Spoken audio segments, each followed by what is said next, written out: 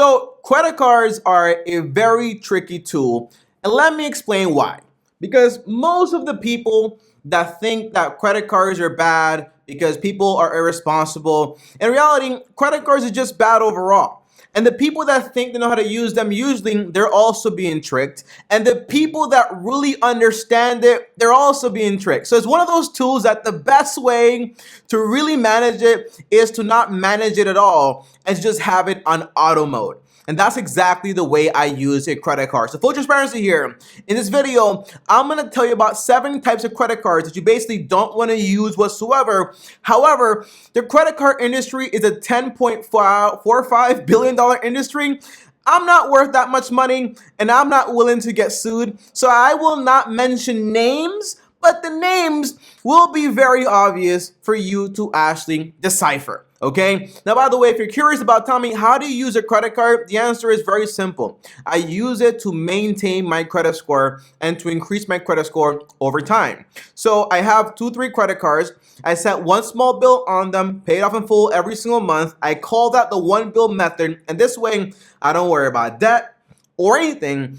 I just basically grow my credit score over time. Now, let's get right into this video. And as always, guys, like, subscribe, hit the bell so you get notified. Now, the very first thing is, guys, the first type of credit card you want to avoid are discount credit cards. And what I mean is, you go into a store and they tell you, hey, we're going to give you 10 to 25, sometimes even 40% off if you open up a credit card with us on your purchase. And it seems like it's very attractive, but that discount only happens at one time. And that's called the acquisition fee to acquire you as a customer. And usually these credit cards, they get you in for that fee, right? But then you gotta keep using it to actually make it worth something for yourself. And before you know it, it makes it a lot easier for you to spend money at that store. Quick story here. I used to work at a retailer. I won't mention the name, don't want to get sued, but they would tell us, make sure when someone's paying, saying, do you want to save 10% or more? And they will say usually yes, offer them the credit card, and they usually take it, and we have a higher close rate that way. And those same people would come back and spend money with that credit card. Come back, spend money. Come back, spend money. And we saw our sales continue to go up and go up. And their pockets continue to go dry and go dry. So these are credit cards you want to avoid. They seem attractive, but in reality, they have no substance. Now, number 2 is the 18 months, no interest, and we will also double your rewards. Now, I gotta admit, I fell for one of these. I went in my mailbox, I saw this credit card, 18 months interest free, and we also double your rewards. In less than 12 months, I maxed out the credit card. I got the max amount of rewards. And I basically was like, okay, this is so cool. And then I realized, yo, I have 8 months to pay this thing off. Massive balance. How am I going to do it? And I got lucky. I was able to pay it off in full before that deadline. And guess what? I was basically debt free. However, though, a lot of my friends, what happens is very simple. They max out their credit card. They use it. They don't worry about it. Then the time comes by. Before you know it, you're stuck paying this balance over a long period of time and it never ends. And guess what? I'll double the rewards, but you're stuck paying me 26% a year. It's impossible for you to get rich. I will make more money than you. That's what credit card companies think, okay? Just want to be honest. Now, number 3 is balance transferred credit cards. Now, usually these credit cards offer you something. They say, hey, if you have a massive balance somewhere else, bring it over here. We'll charge you 3-5%, and then we'll give you 12 months to pay it off interest free. And it sounds like I am going to help you. I'm your friend, right? But guess what? They know something, that they're going to charge you money up front, 2 to 5% usually. And then they know for a fact, usually the odds are in those 12 months, you're not going to be done paying it off. Because if you didn't do it then, why would you do it now? So you're stuck with this credit card after those 12 months and you start to pay them. And if you switch over to another balance transfer card, guess what? You pay them anyways. So they made 5%, which is good money for them. And then they basically turn around and say, hey, now we have nothing to worry about because you're not going to default because you went somewhere else with your balance. So watch out for these credit cards too. You could use them to help you out, to pay something off responsibly, but you got to be careful because sometimes people just end up, for example, I'm going to pay off this balance with balance transfer card. So now I move it over here. You're not paying off anything. You just move the debt from one place to the next place. Now, a lot of people go ahead and basically max out the debt on the other credit card too. Now they have double the balance, and that's double the stupid. Be careful. Now, number 4 is the annual fee, but cool benefits that equal the fee anyways. Now, these credit cards, I call them shiny cards because it kind of seems like a no-brainer, and that's always dangerous because if I have nothing to lose, then what do you have to gain as a company? You know what I mean? Now, in reality, it usually works like this. We're going to charge you $695 a year as an annual fee, but you get back $200 on hotels, $200 on subscriptions, $200 on Uber Eats, $200 on this and that and this and that. And you're like, this makes so much sense because I'm just going to get the money back anyways. So what's the big difference? The big difference is that the only way usually to get those benefits is to basically spend money, to spend more money. And when they give you these benefits, sometimes usually they end up charging you money, interest on the balances that you basically occur and have on those cards. So although it seems like no-brainer because you get the benefits back in benefits or whatever, incentives, usually you overspend.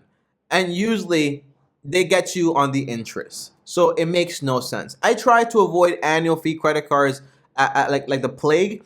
And all my credit cards, none of them basically have I never signed up in my entire life for an annual fee card.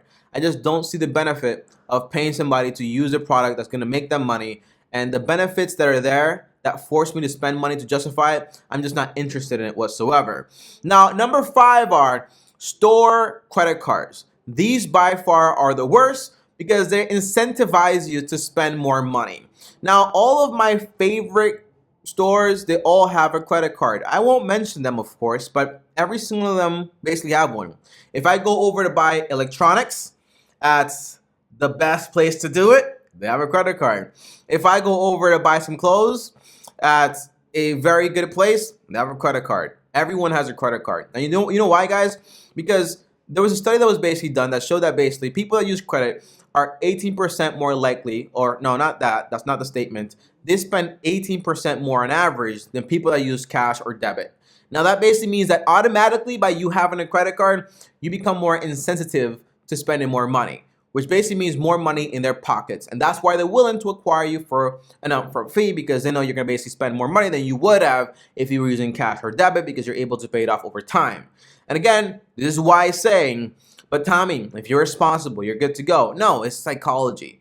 And you might think you're so cool, but incentives are so powerful to the point where the Fed uses them to control, for example, the banking system overall and to control the economy. So if that is that big and that massive, what makes you think that these credit card companies are not going to use them, even if you think you're pretty smart, okay? Now, number 6, rebuild credits at a premium. I used to have this credit card. I recommend it all the time. And I stopped recommending it because it kind of became obsolete. These are credit cards that basically say, hey, we'll charge you $100, $60 a year, $50 a year to get our credit card. We'll qualify you, no credit checks, no nothing. But this way you can build credits at a fee. This used to be cool for people that have bankruptcies and so on. But in reality, these days, you can just open up a bank account with Chime, which I will mention because something positive here, and you usually don't mind. You can go to Chime, open up a checking accounts with them, and basically be able to build credit for free with their checking accounts, and that's pretty cool. And also with Self too, although Self does cost some money, but it's a lot cheaper than paying someone $50 a year to have access to a credit card, and you have to use your own money as a credit card balance, which is kind of like, okay, I'm paying you plus I'm using my own money. It kind of doesn't make any sense, okay? So using the checking accounts is usually going to be the best deal. Now, where are we now? Number 7, the last one here is product credit cards. Now, these are not really credit cards per se, but there are revolving lines in a way.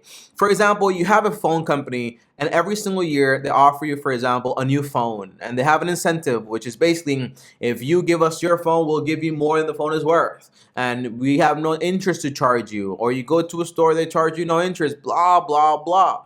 We all know how this works, and we all know the companies, no names needed. But the idea is very simple. You get stuck, right? You think you're saving money, but they're making the money on the service. Because most people don't know this, but you can get, for example, you can go to Mint Mobile. You can get, for example, the low-cost plan over at T-Mobile that costs like $30, $40 a month.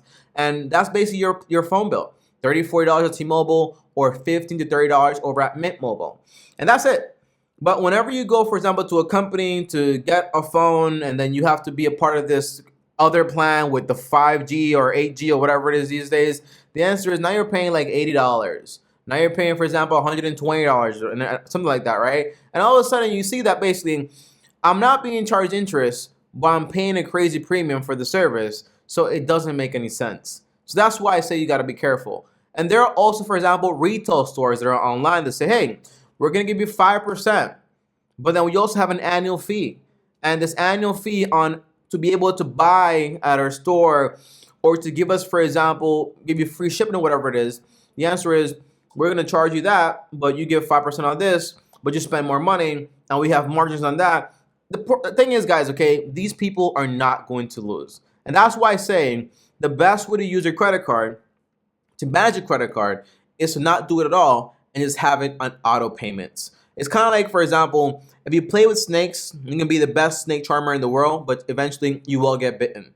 If you want to save money and make money, for example, in a casino, the best way to keep your money is to never walk in there in the first place.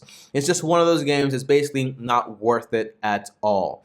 And in reality, making 5%, 2%, 3% on your spendings are not really going to make you wealthy in any way.